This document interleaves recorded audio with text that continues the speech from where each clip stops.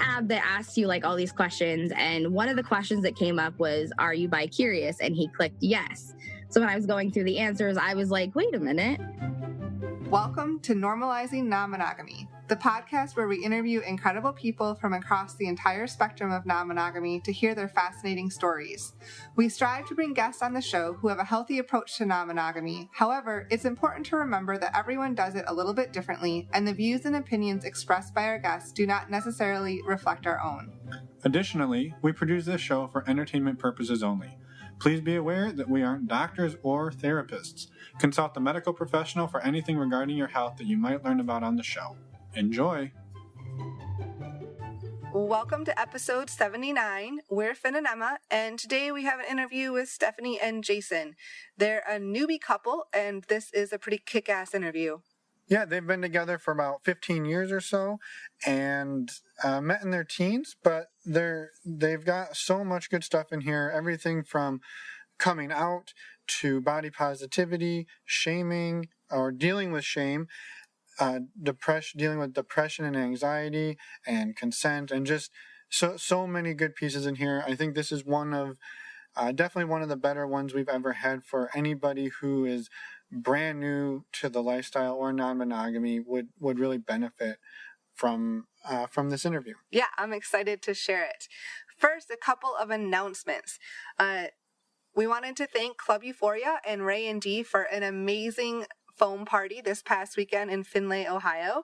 Finn and I made it down for that, and it was amazing meeting all of the other content creators and all of the other guests that came up and visited our little booth and said hi and hung out in the foam. We may have danced a bit, right? 2 hours. At least. Or more. In the foam. Yeah. We also have a discount code for you guys, a new one. A company called The Enclosed. They do subscription-based lingerie delivery. So you sign up for like a month or 6 months or a year. I think 3 months is also an option. But basically you pick the level, everything like that.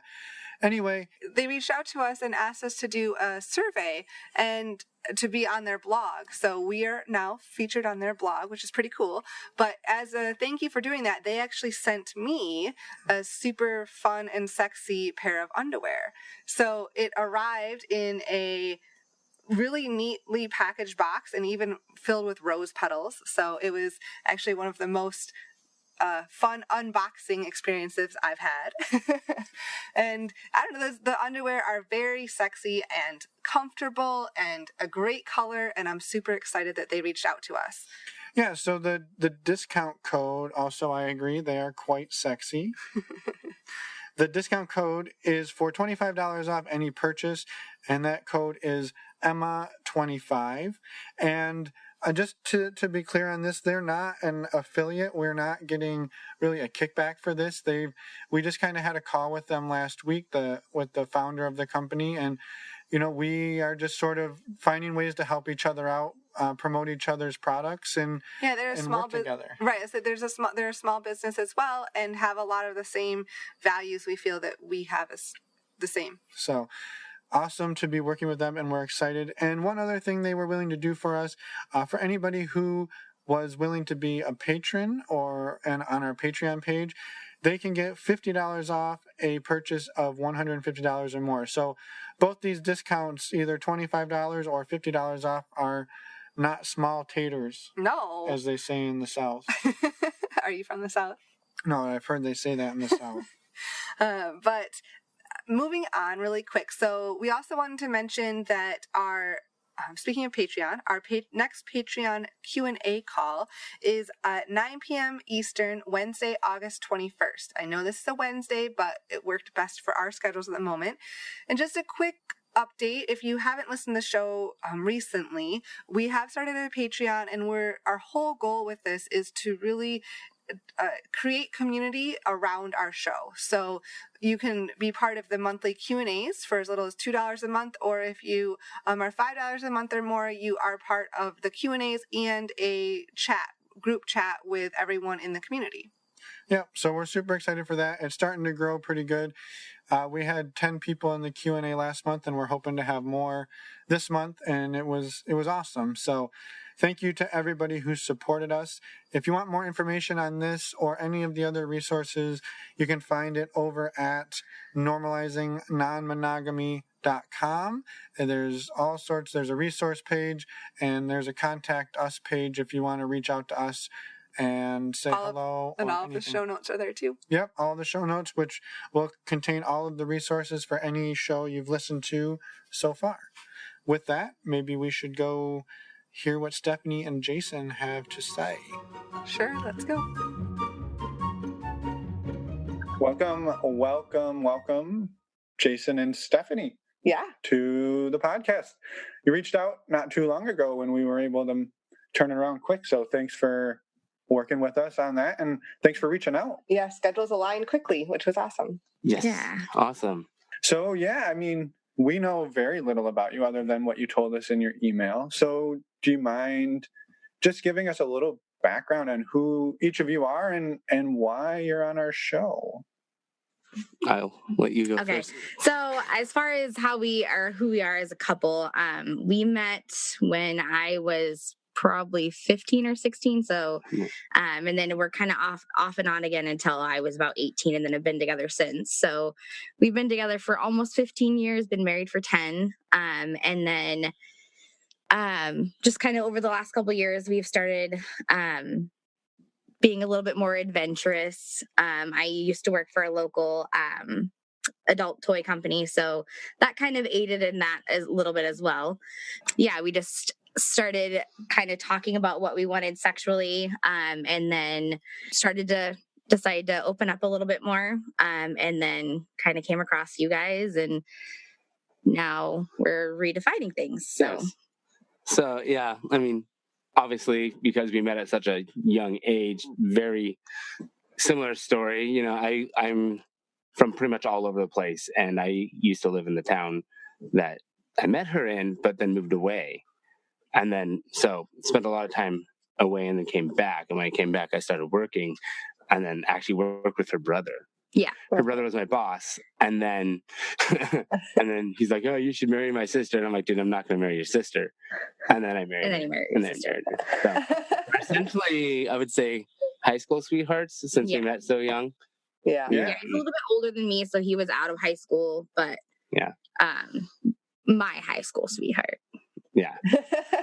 Well, and how long ago, you said you had been pretty sexually adventurous. You might have mentioned that before we started recording, but at what point, I guess, did the conversation come up, or who brought up this conversation about what if we introduced other people? I don't really know who brought it up. I think probably you. It was probably you. Sorry.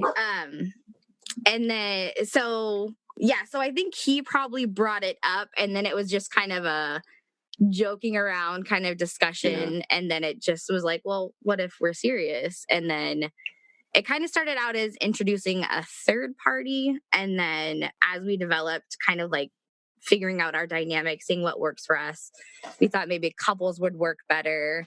So we're all kind of winging it as we go to some extent. And we're definitely open to trying new things, and we always have been. So it's just that having that discussion, well, what does it mean, or what would it mean if we had another person join us? Will it affect our relationship, or is it just fun and play? Yeah. Right. And that's kind of what we've been discussing since we haven't actually done anything yet. Oh, so newbies. We are, in fact, newbies. Well, so throughout the 15 years of being together, had it ever come up at all of other people? Maybe in offhanded jokes. And we're both pretty, well, me more than you, are pretty like sex positive. Like there's no shame in sex. Like sex can be just sex. It doesn't have to be a relationship thing. So before I was with him, I never really dated per se. I would have guys that I was like friends with that we would hook up, but I never really like had the serious relationship thing. So for me, it's a little bit easier to disconnect that. So at first I was like, no. And then I was like, well, I mean, that kind of makes sense. So right. Yeah. Well, then when Jason brought it up, then had you brought it up in the mindset of we'd find other relationships, or were you thinking strictly just sex? Because that seems Strictly just counterintuitive sex. to what she just laid out for your sort of approach to it. It was just sex. We're looking just for fun and like maybe a friends with benefits kind of scenario. I think that's like from listening, a lot of people are like, yeah, just friends with benefits. Let's have fun. Let's do this. Yeah. We've had a few other kind of odd experiences, like in the same room sex and stuff when we were younger, like, you know, we're drunk up at a cabin and we're like, oh, okay, everyone's just doing it in the cabin. And then the more that we started talking about it, the more we realized, well, I mean, that's sort of been our speed off and on. We just were like, that was a weird thing that happened. yeah. And I almost accidentally had a threesome with my best friend and this and a girl, and then Wait. Accidentally. almost. I don't even know how. I was like 18, and then like I just started making out with another friend, and then my best friend started like massaging her, and it's turned into almost. And then we kind of like, whoa, and then me and the girl went back to my house. So it was like, sweet. So how long ago did you bring this up to Stephanie then? It wasn't that long ago, right? No, it's probably been about 6 months, I would say, since we first started like more of joking about it, and then now we're talking about it like legitimately. Yeah. And have you taken any steps to make it a reality, or is it still mostly just chatting about it and coming on podcasts randomly? So we started out with a Cassidy profile, and then that didn't really like there wasn't really seem to be that many people in our area. I don't know if it's just like they didn't fit our dynamic or what. So it's a regional thing, I think, like depending on what app you're on. So then we started an open profile, the hashtag open, and we are actually talking to somebody from that and have a date, is that what it's called? This weekend. So and then we have a SLS profile as well that we've been talking to a couple people. So yeah. So there's that. So yeah, we definitely have one date. Yeah, and then we have a friend who is her and her husband have like there's been weird like tension. Are we gonna have sex? There. Are we not? Yeah. Tension. Like, is this a thing or is it not? It doesn't have to be a thing, but it could definitely be a thing. Yeah. Right. Do they know what you've been exploring? Yeah. Okay. And she has been in all of her relationships except for the one that she's been in currently. She was always consensual non-monogamy. So this is her first like kind of monogamous relationship in a really long time. So it's something that they'd kind of been in the same territory that we are, where they're kind of discussing third, fourth parties, things like that. So yeah, she's the one who brought it up in the first place. That it prompted me to like start feverishly Googling. Right. What is this? Well, and I guess when you brought it up to Stephanie, were you concerned about bringing it up? I mean, it sounds like, as she said, she's pretty sex positive, so it seems like she'd be pretty open to it. But I mean, there's always still a little bit of a worry that you might bring it up, and that might be the thing that she's not cool with. Yeah, I think it was actually with us, it's a lot of things are just naturally flowing, like, oh, hey, threesome. And then like, so with us, we're actually pretty good at communicating those things anyways. And I actually recently came out as bi to her. That's what I was going to say. So after that, really, what else is there that you can't talk about? And that was before. That was first. It's actually we started discussing the potential of a threesome, and then so we found, what is that app called with the questions? Oh, have you? Is it Spicer? Is that what it is? There it is. Yeah. There's an app that asks you like all these questions, and one of the questions that came up was, "Are you bi-curious?" And he clicked yes. So when I was going through the answers, I was like, "Wait a minute," and then I messaged him because he was at work, and I was like, "Wait, are you bi-curious? You never said that to me." And he was like, "Yeah." So then it would just like all kind of unrolled, and then that was a bad week. Yeah, that was the thing that he was nervous about telling me more so than I want to have a threesome. And then because she kept coming up with, oh, okay, two girls, and I'm like, well, what about a guy? Yeah, like how about a guy? Well, so how did that rollout go? You said you were more nervous about that. It doesn't seem like you got a divorce yet. No, no. So at first it was a little bit of a shock to the system because when I first met him, I was pretty sure he was gay. Like that's just the vibe that I got from him. And then he was like, no, I'm straight. And so I spent the last 15 years defending him saying he was straight. So that was kind of a like, well, you should have just told me like my sister is gay. Like I do a lot of like support for the LGBT community. So there should have been no concerns there, but he, I get it. Like he was raised in a religious family. So he spent, the last 25 years convincing himself that he shouldn't be like that. So it was a whole thing. Yeah. So that was a little bit more of a turmoil situation than the threesome ever would have been. Yeah, because there's nothing that would make me want to lose her because I love her so much. And I feel like she'd be like, oh, no, I don't know why. But for all those years, I was like, no, she's just going to dump me, get rid of me. And that wasn't acceptable to me. Yeah. So you just buried it. Yeah. I'm like, oh, hey, look at that cute guy. Just joking, didn't look. Right. And now it's a way for me to support him too. It's fun for all of us, but it's a way for me to support him to kind of explore that part of himself without feeling ashamed. So, yeah. And it's fun. Yeah, I was gonna say, how has that been now that you're not? It sounds like you're not hiding anything anymore, right? You're able to be free about wanting potentially other partners and also about being bi. Like that's kind of a huge weight. Yeah, it actually has helped me out quite a bit, to be honest. So we always had a pretty strong relationship. Always valued like 100% honesty and stuff like that. So it's just opened the door that much more where there's like literally absolutely no secrets. We're, good sharing everything, including our bed, apparently. And Stephanie, are you bi? Do you identify? So he considers me hetero-flexible. Like I'm technically straight, but if I was in a situation with a girl, she would have fun. Yeah.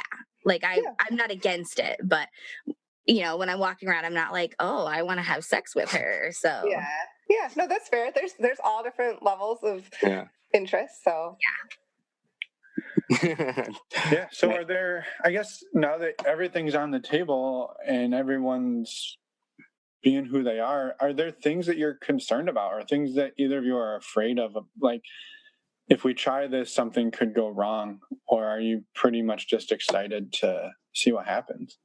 A little bit of both, I think. I think the biggest concern is he's kind of a mushy-gushy romantic guy. So there's always that fear of, if we are supposed to be keeping this just sex, is he going to catch feelings? That kind of thing. But I think that's the biggest concern out of everything. I think we've pretty much talked it to death at this point. So it's kind of a, put up or shut up.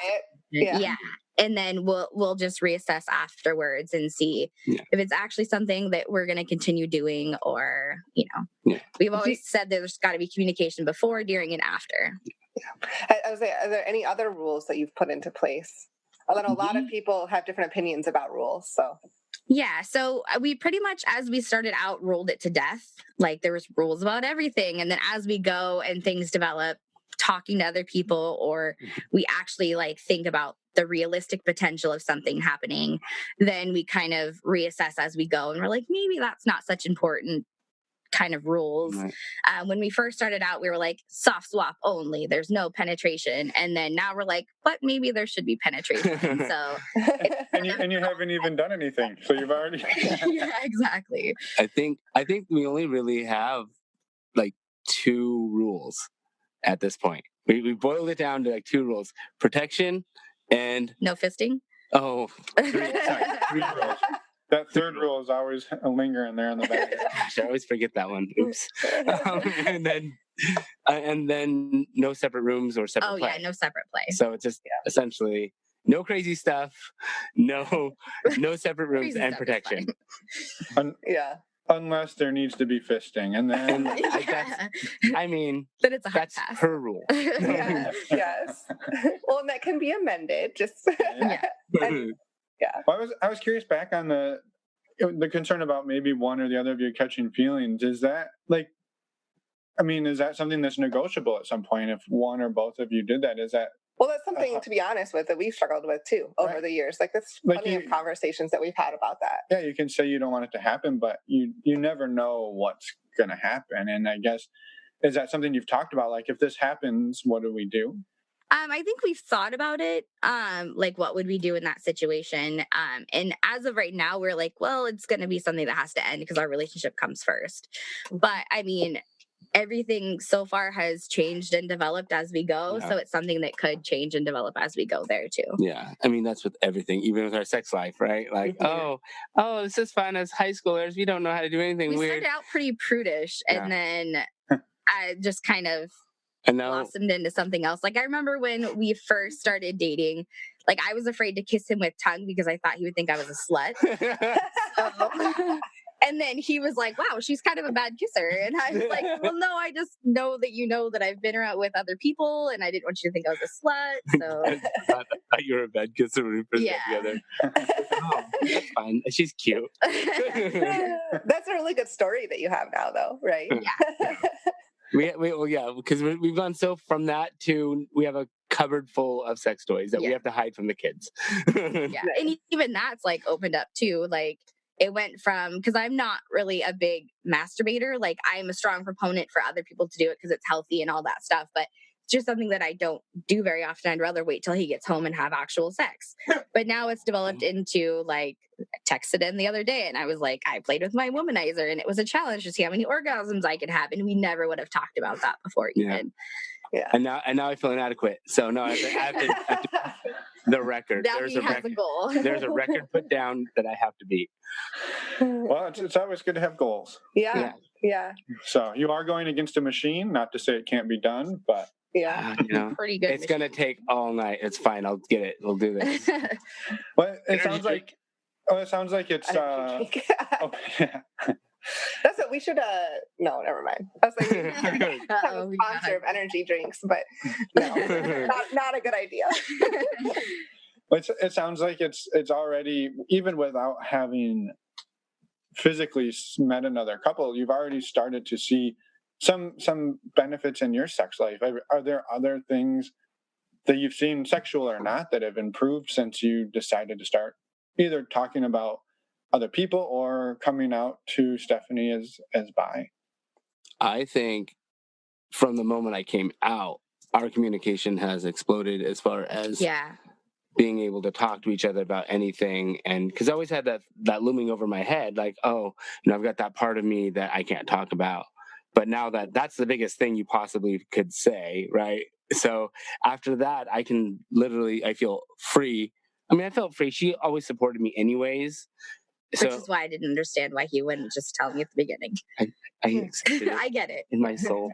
But we had also we've been doing more body positivity and being I think that helped a lot too, because we both have done a lot of work on ourselves, like accepting who we are visually as a person, all those things. And then with this, like our communication, there's just absolutely no shame between the two of us. Yeah.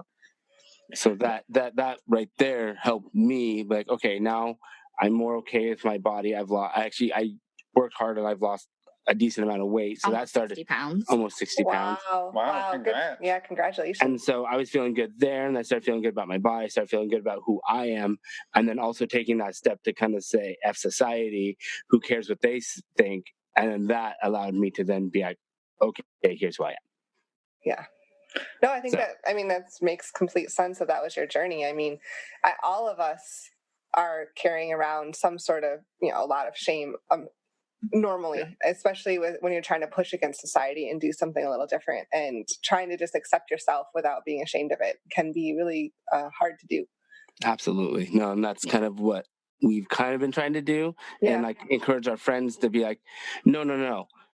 Who cares? Be you.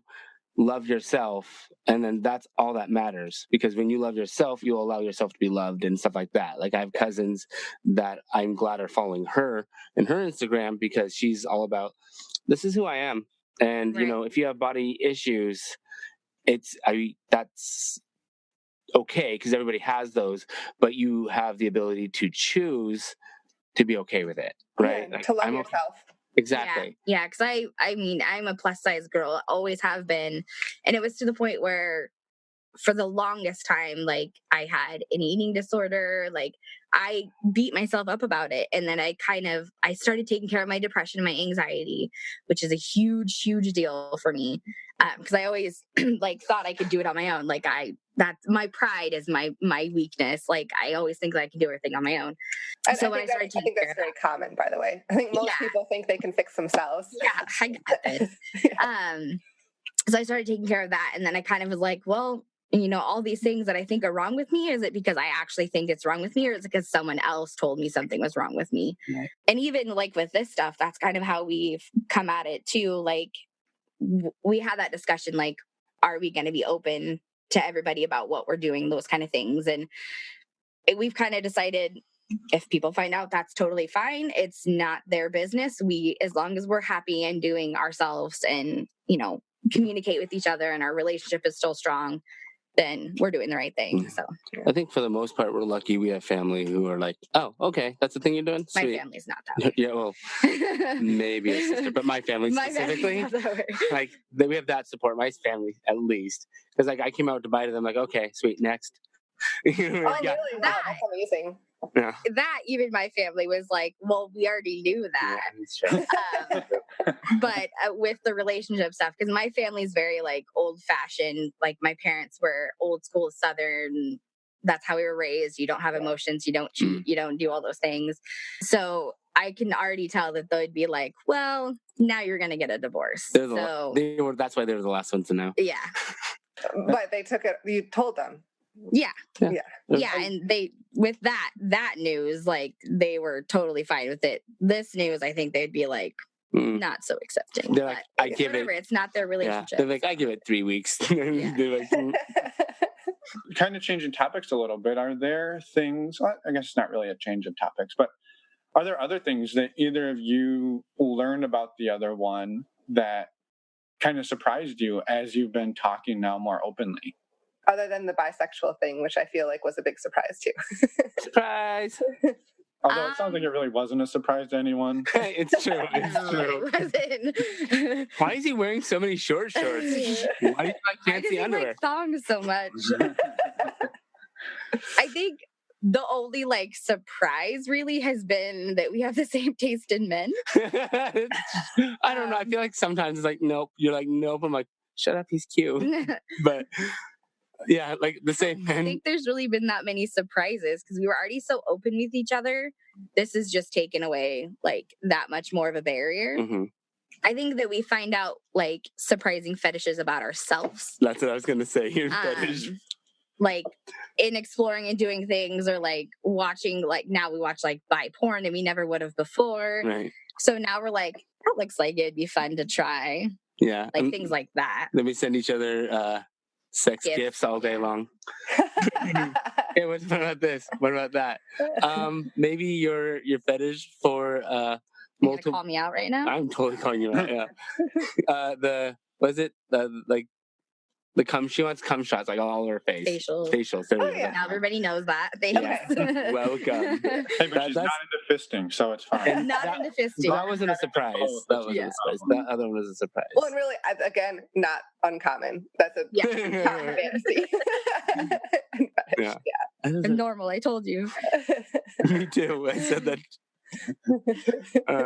So nothing really surprising, really. I mean, we've known each other for so long that everything's just kind of we're basically kids when we met. So right. Yeah, you did mention children. I don't know how old they are, but are you pretty open with your children? Obviously not about the sex stuff, but like in general, like how do you treat that for other parents that might be listening that might be trying to figure out how to navigate, being more open-minded, sex positive with your children? Do you have any tips on that?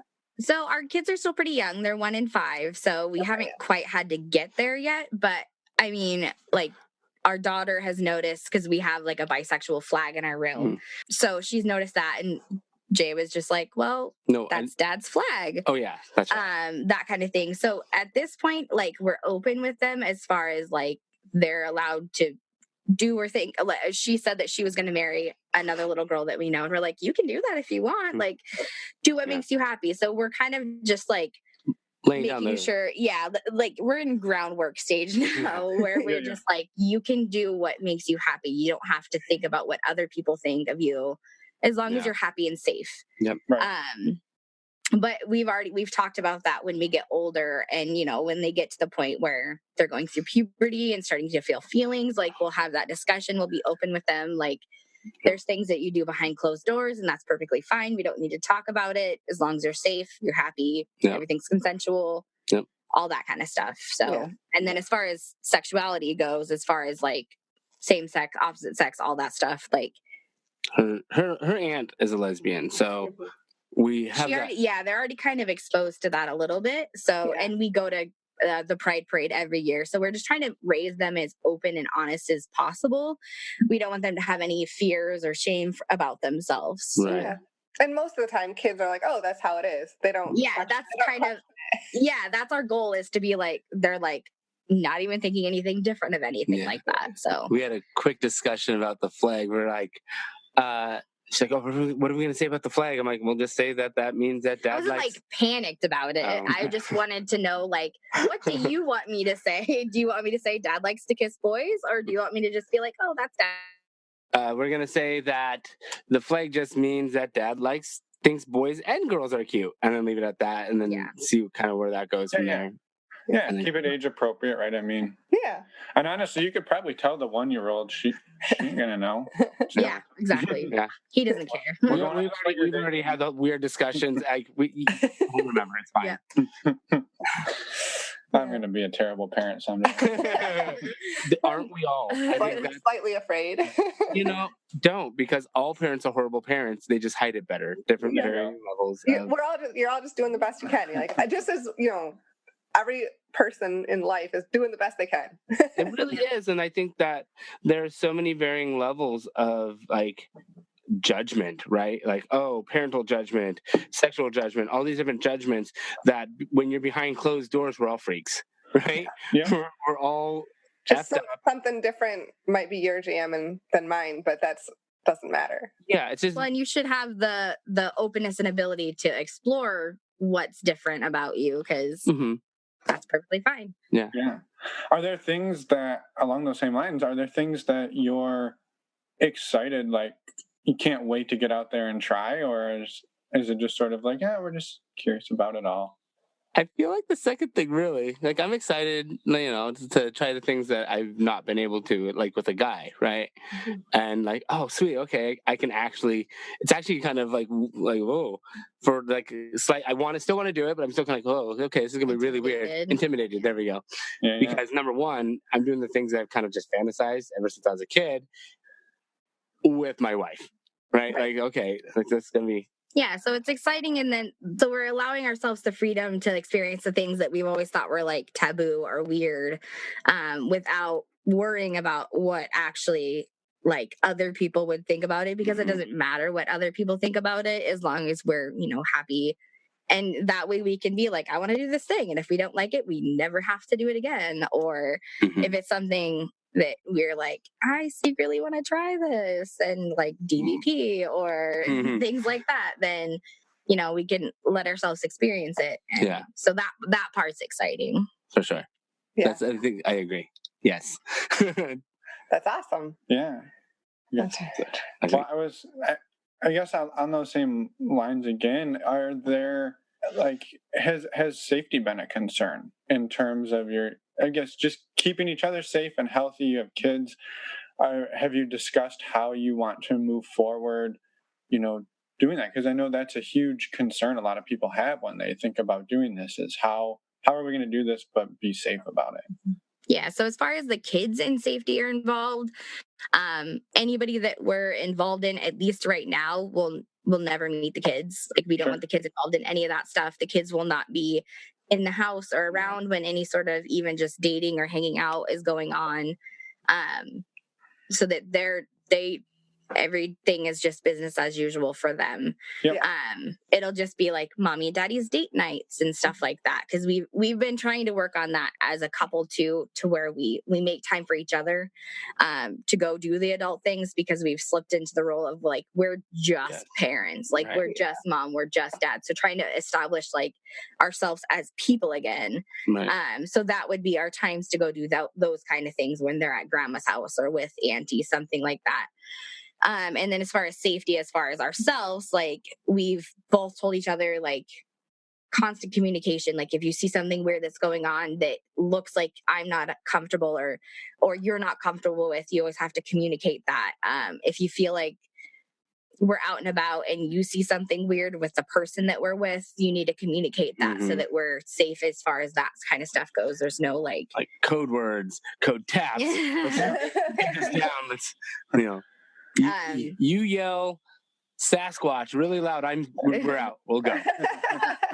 And then as far as like safety goes, as far as like potential STD transfers and stuff like that, you know, like we've talked about safer sex as far as like condoms and like all those kind of things goes. So sure. Yeah.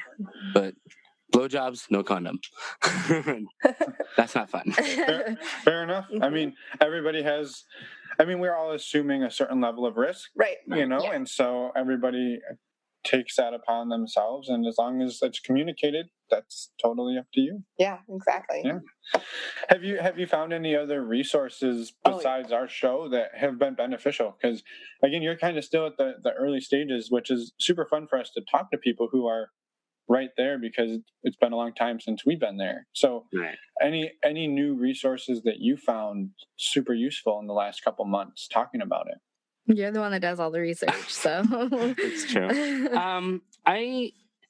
I think just listening to your podcast specifically, because it's you go through the beginning stories of every guest, and that really helped us and me kind of convey, there's this, and this, you know, like our rules, like we've boiled our rules down to like 3, right? So we've listened to everybody else's rules, and like they usually tend to like go away. So I'm like, okay, well, or modify, right? So like it makes sense, yeah.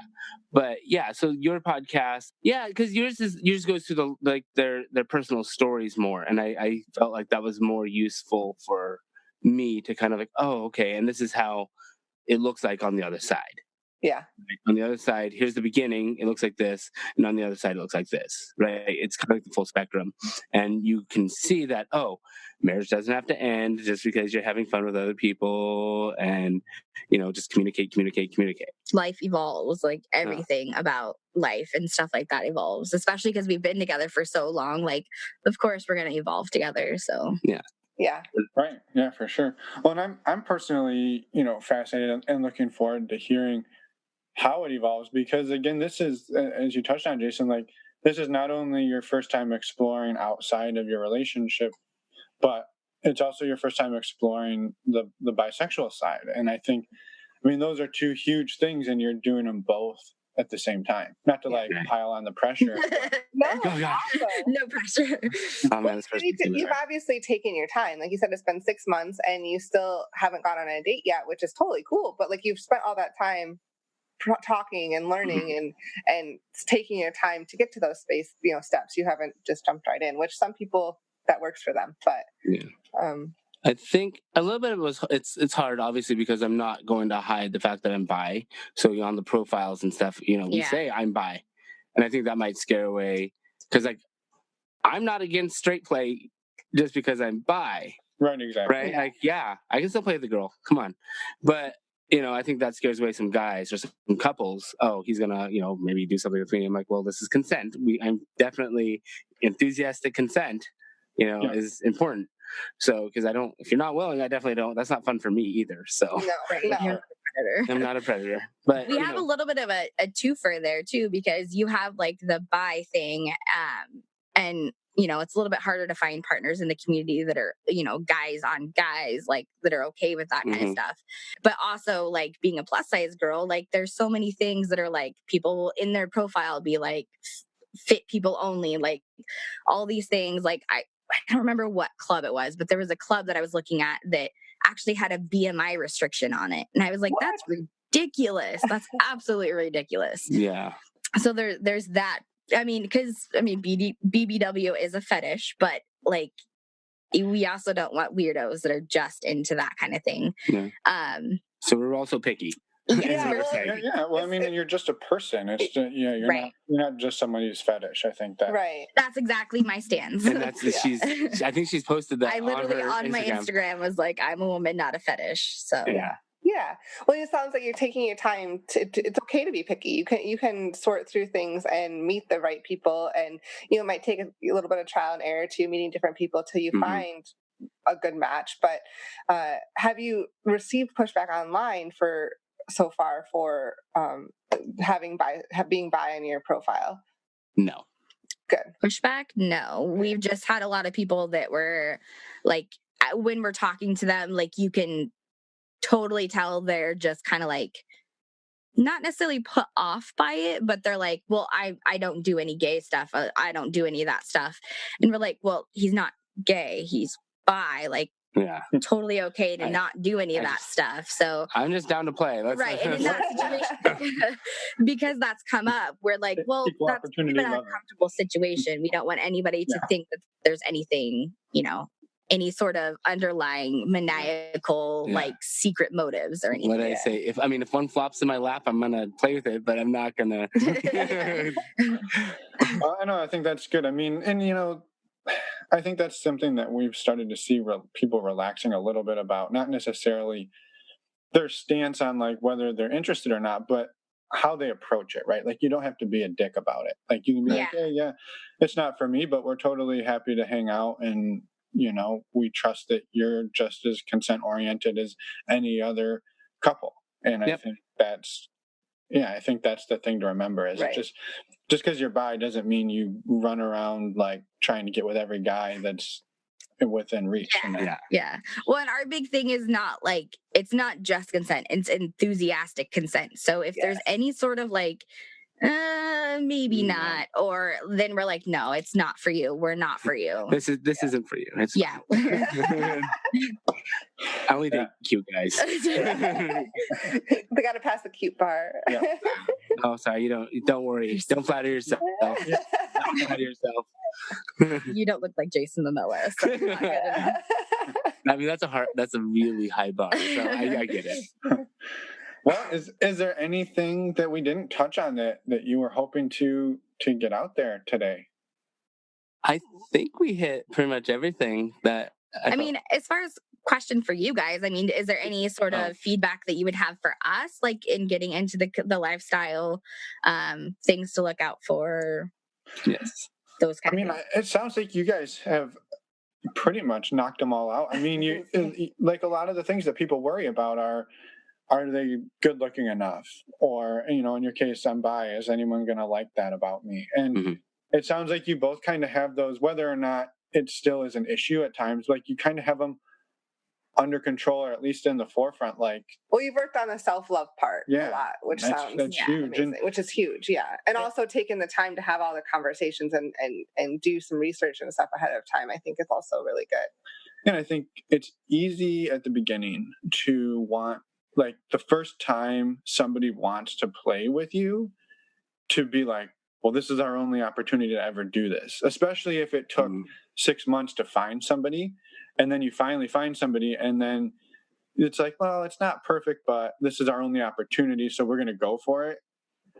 That doesn't usually work out well. Or if somebody has drank too much or something like that one night, just call it and reconvene. Like, or if they're really feeling you and you're not really feeling them, or vice versa, like it's okay not to push to make it happen. Right. And realize that there will be another time. And also one of our learning points was be patient and considerate with people, but don't be overly patient. If there's red flags, or you're uncomfortable, or you're just like, this night's not going well, get out of there. Like, even if you're in the middle of doing anything. Yeah. And it's hard. Like if your clothes are off and things seem to be going along, or especially if your partner seems like they're having fun, and you're not, like, you still, it's hard, but you've got to be able to find a way to get out of that situation. That's a lesson we've learned many times. And that's something that we've discussed too, because he's really like more gung-ho, like, this person's talking to us, let's invite them somewhere and all this stuff. And I'm like, maybe we should just slow your roll and we'll make sure that they're a decent human being first. Well, and also remember, you're gonna fuck it up. Like, you'll think, oh, this is great, and then you'll get in there and then you'll leave, you'll be like, what the fuck happened? Like, it seemed great. And so you're gonna make mistakes, but as long as you're on the same team and you're working together and communicating about it. And don't beat yourself up about the mistakes. Absolutely. It's gonna happen. But yeah, I think we've already discussed essentially the fuck up clause. Which is, you know, we'll forgive ourselves. We're gonna do something wrong and it's gonna be okay. Yeah. So. Yeah, and maybe even more than once. I've never done it, but Emma, she's a repeat offender. I think we've both done it together. So no, I think it's been awesome. Yeah, I'm trying to think if I have any other advice, but we hit the big ones that I wish I would have known at the beginning. Yeah, for sure. So. Yeah. Well, I mean, I guess we wish you both happy trails, and keep us in the loop, because I think people would be interested to hear like how it goes now that we kind of heard about it right from the beginning, and maybe we get the update story in a while. And we've actually had a couple emails with people requesting stories from people who are brand new too. So it's super exciting that you reached out and were willing to come on the show, because that's very helpful for people who are just starting out and they're in the same place as you. So I'm glad to do it. Yeah, because I can't count how many times I've listened to your guys' show and then been like, that's a good point. Oh yeah, that might work. Like those kind of things. So yeah. Well, perfect. That's the whole point. Hopefully, one or two of those comes out of this one for somebody else. I'm sure it will. Hopefully. Yeah. Well, and we'll reconvene and touch base with you, in a few months maybe. Yeah. Sounds good. After a date. Call you Saturday. Well, I'll call you Saturday. Well, let us know how it goes, and we can we'll put an addendum at the end of this to how it went. Yes. So actually, that would work, because this won't publish right like this week. So Perfect. Well, you two have a wonderful day. Yes. And we will chat soon. Thank you so much. Awesome. Okay. Thanks, guys. Bye. And we're back. Right? Hello? Thank you to Jason and Stephanie. I hope everyone got a lot out of this episode. We were super pumped to share it. Yeah, it was definitely, again, I think you will have to agree at this point that was fantastic information for anybody who is new to the swinging community. And also... Quick update. Yeah, well, first, I was just going to say, anyone who has had to deal with coming out to their partner about being bi. Oh, yes, that's a very good point. It's a pretty amazing story. So congratulations to them on doing that. Yes. So, the update on their date. So basically what they told us is the couple ghosted on them at the last second, and basically, never heard from them again. But I know. But they kept a super awesome attitude. They went out, had a kick-ass date anyways. Yeah. And they basically said, you know what? They're not worried about it. They're going to continue to just take their time and meet the right people when they meet the right people. So that's pretty much the best attitude you could have. So we're excited for them and wish them luck in the future, because we think they have a fantastic attitude around it all. So next week, we have an interview with Norm, and we actually met Norm at Atlanta Poly Weekend when we were there in June, and he is an amazing person. He's very honest with us about some of his relationships with his partners and family and friends, and it has a lot of goodness in it. Yeah, and he's also a super good resource. He runs some different discussion groups out in the DC area and some support groups. Yeah. So he's kind of a wealth of knowledge on the topic, and his story will leave you laughing and maybe cringing a little. So you're going to want to come back next week, and we will see you all then. Thanks for listening, everyone.